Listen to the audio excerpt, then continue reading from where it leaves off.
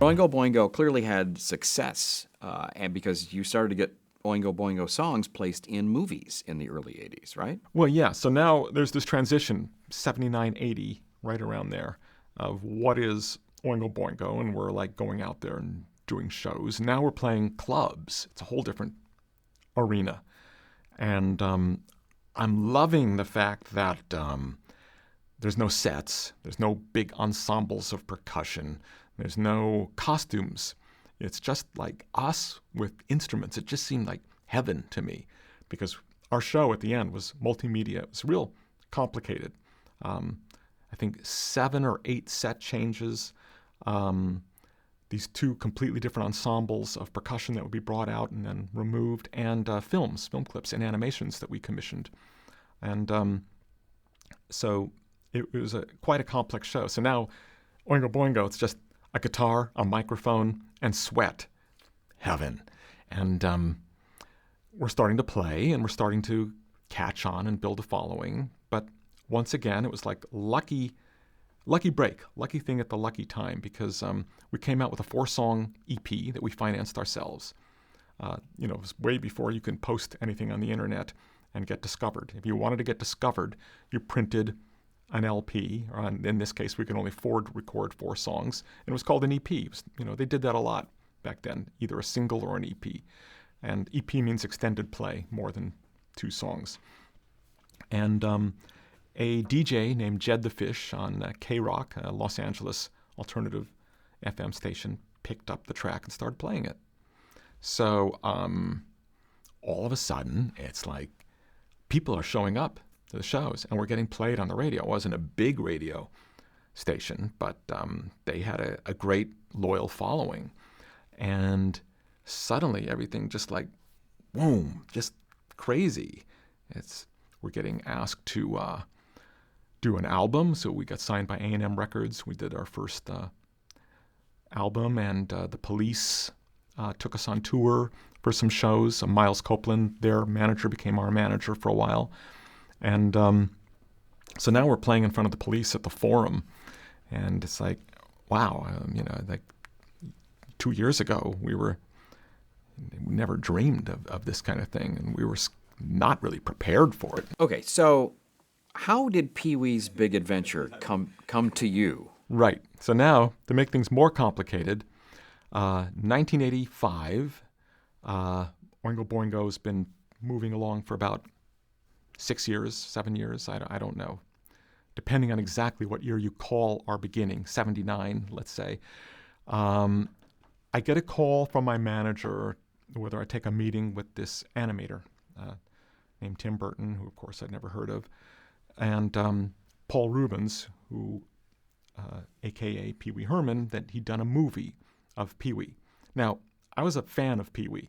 I knew Pee Wee as a performer. He used to play at a L.A. improv club called the Groundlings, and I used to go see him. So I saw the very first incarnations of Pee Wee Herman when that was only one of Paul's several characters that he would do in the evening.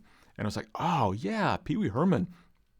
I love Pee Wee Herman. I don't know who this kid is, the director, but I'll meet him. And I thought they were interested in a song because we're starting to get some songs in movies. A friend of mine, Amy Heckerling, put a song in the movie Fast Times at Ridgemont High, and there were a few others. And so I assumed that's what it was. And I met with Tim, and he says, I'd like a score. And literally, it was like, why me?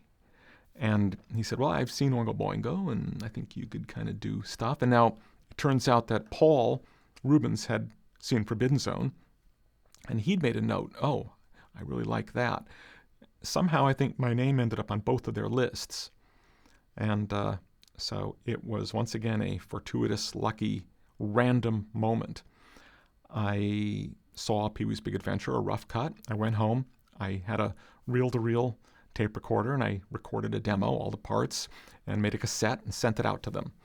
Never expected to hear back. About a week or two later, I get a call from my manager saying, you got the job.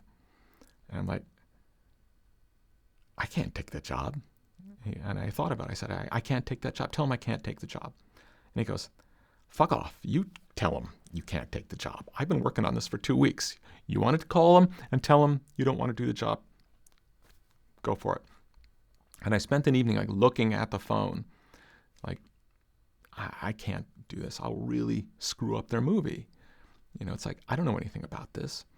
And I liked Tim. I didn't want to screw his movie up. And then I decided, really, my entire life motto at that point was just, fuck it. I mean, it really summed up everything constantly for me. Why not? And I took the job. Stumbling into the Simpsons theme was much just like winning a lottery or something, in the sense that oh my God, here comes another story. All right, I'll try to make it quick. In Oingo Boingo, we did a show one night and got this terrible review in the LA Reader by a critic named Matt Groening. And it was such a nasty review that I took exception, because normally I loved our bad reviews. And like, the worse, the better. That was energy. Bad reviews and criticism and negative energy always provided a huge fuel source. That was my atomic fuel. That's what kept me going. That's what motivated me. But in this one case, I really took exception, because he admitted in the review that he only saw the encores. He missed the show. And I wrote this letter back saying, fuck off. I mean, if you're going to say what you're going to say, that's fine, but you got to sit through the show if you're going to write the damn review. And so they printed the rebuttal. So he had this nasty review, this nasty rebuttal, and that was that. As the years go by, I start seeing this comic in the LA Weekly called Life in Hell. And I said, Matt Groening, he's that asshole who did that review. But I like this comic, and I hated the fact that I really liked what he was doing, which means he had talent. Because when you really don't like somebody, you don't like them to be talented. You like them to be talentless hacks, and clearly he had talent. So now it's many years later, and I get a call. There's this show. It's called The Simpsons. It's an animated show, and Matt Groening is he created it. He wants to meet you. This will be interesting. So I go in, and we talk, and they play a pencil sketch kind of version of the thing. I really liked them, and I liked what they did. And I said, no one's ever going to see this. So never make it past, a couple episodes. But it looks like fun. And I said, if you want something really retro, I'm the guy for it. If you want something contemporary and modern, I'm really the wrong one. Because I saw it, and it just really brought me back to Hanna-Barbera, the Flintstones. In fact, the opening kind of has a Flintstone energy to it, going to work and the car driving and the whole thing. And I grew up on the Flintstones. So I said, I think it should be like in that mode, that, should feel like that kind of weird 60s TV thing. And Matt was like, yeah, cool. And as I'm leaving, we shake hands. He goes, by the way, you probably don't remember, but I say, yeah, I remember. And he goes, we're cool now? He goes, yeah, we're cool. And he says, yeah, that was pretty nasty, whatever. But what you wrote, was pretty, I'm sorry. It was all like shaking hands and hugs. And I wrote it in the car on the way home. I ran down to my studio, and I recorded it once again right onto onto a cassette and sent it out to them. And I got it. Called back the next day saying, we love it. That was it. End of story. It's a weird thing in the music world that's unlike other sides of filmmaking. This is my own theory that I've developed. Many screenplay writers I've met did not necessarily study literature in school. Many directors I've met didn't study directing. Actually, directors can come from writing, can come from being an editor, can come from many different, can be an actor, can often turn to directors. Acting, I should say some actors study straight up through theater and study at film school and acting school. Some don't do anything. So there's not any rules, and they don't really look at each other like, oh, he's not an actor, he never went to acting school, or he's not a writer, where's your degree? But music's an exception. Music has always been a very, very rigid setup of you go to music school, you do it this way, you get your degree, you start out doing this, you work your way up, and it's just always been thought of that way. And generally speaking, that's correct and the way it should work and does. But when you're an exception, you're immediately tagged as a hummer, because it means someone who doesn't write, someone who basically comes up with a tune and hires other people to write their music. And I had 15 years of just constant, he doesn't write a thing. Steve Bartek writes all his music. Anybody who conducted for me would get composing jobs. I was like gold to anybody who worked with me, because everybody thought they had to be the ones that did everything. There was a rumor in Batman that somebody had like this magic smoking gun of like me singing the score to an orchestrator. And I loved that stuff. I mean, Richard Kraft, it was BMI Awards for Beetlejuice. And he was sitting at a table with composers, and I went up there and got my award. And one composer said to another, he says, I heard Bill Ross wrote that score. Now, Bill Ross is a great guy.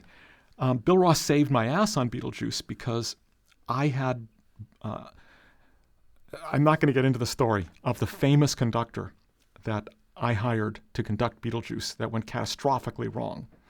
And the second day, we had to find a conductor that morning who can come in and do that session. And it was Bill Ross. No preparation.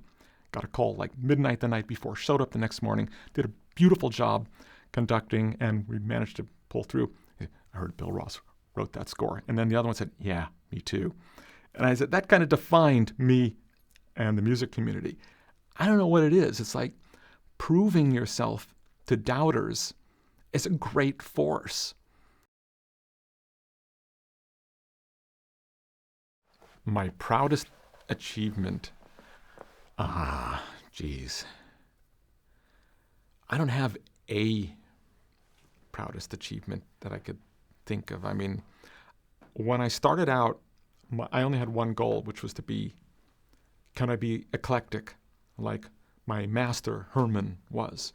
You know, Herman could do The Ghost of Mrs. Muir, and he could do North by Northwest, and he can do all these different, he could move to the Seventh Voyage of Sinbad, and effortlessly between these genres.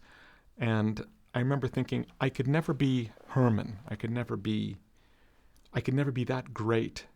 And I tried to learn early on, you know, when I'm writing an orchestral work, I will never be Prokofiev. I'll never be Shostakovich. I'll never be Stravinsky. I'll never be great.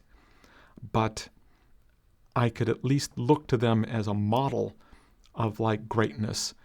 And for my film work, to be eclectic was my goal. So if I had any achievement, it would be twofold. One, that I did in fact have the ability to move between different genres.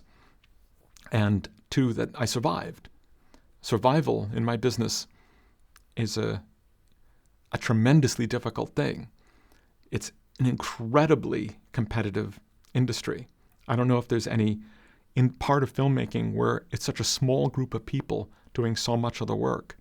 And it's very cutthroat. And to have made it through so many difficult periods, I think that would be my greatest achievement, simply surviving.